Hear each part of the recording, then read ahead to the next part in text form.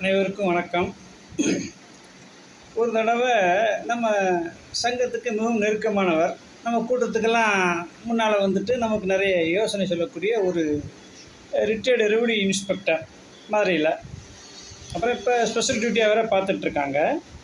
நல்ல மனிதர். அவர் பையனுக்கு 34-35 வயசு நெருக்கி ஆயிடுச்சு, திருமணம் ஆகலை. அப்புறம் நான் அடிக்கடி சொல்லிகிட்டே இருப்பேன், இந்த மாதிரிங்க அப்படின்னு சொல்லிட்டு. அப்போ ஒரு நாள் வீட்டுக்கு கூட்டி போயிருந்தாங்க.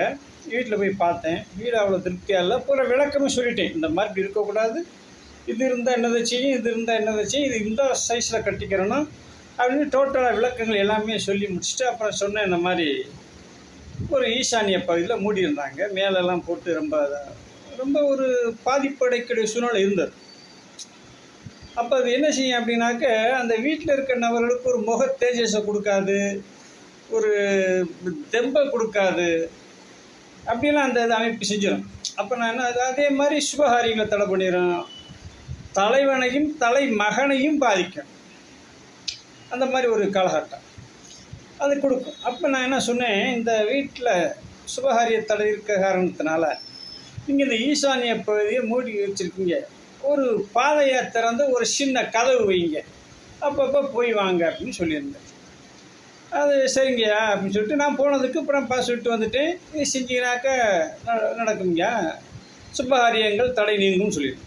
இப்போ பார்த்தீங்கன்னா அவங்க வீட்டில் கலந்துட்டு, சரி என்ன அங்கிட்டு ஒரு பாதை அங்கிட்டு ஒரு பாதை இருந்துக்கிட்டு அப்படின்னு அவங்க வீட்டில் அவங்க ஒய்ஃபு கொஞ்சம் கலந்து சொல்லவும், இவர் ஐயா வேறு சொல்லிட்டாரே, அவர் சரியாக நடந்துட்டு வருதே அப்படின்னு சொல்லிட்டு ஒரு ஜன்னல் மட்டும் வச்சாருங்க அந்த பகுதியில். கரெக்டாக ஒரு 15 நாளைக்குள்ளே ஏற்கனவே 2 வருஷத்துக்கு மேலே பேசியிருந்த ஒரு திருமண அமைப்பு நம்மளுடைய வாட்ஸ்அப் குரூப்பில் இருந்து அவங்க திருப்பி வந்து பேசி அந்த திருமணம் நடந்து விட்டது.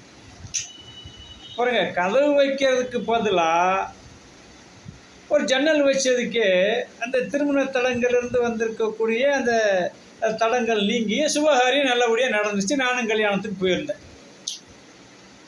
அப்போ இதுலேருந்து என்ன தெரியுது, வீடு அமைப்பு பொறுத்து நமக்கு நல்ல காரியங்களும் நடக்கும், நல்லபடியாக நடக்கும். அப்போ அந்த தடங்களுக்கு காரணம் நம்ம வீட்டுக்குள்ளேயே இருக்குது. நம்ம கோயில்களெல்லாம் போய் பரிகாரம் பண்ணுறது வேறு.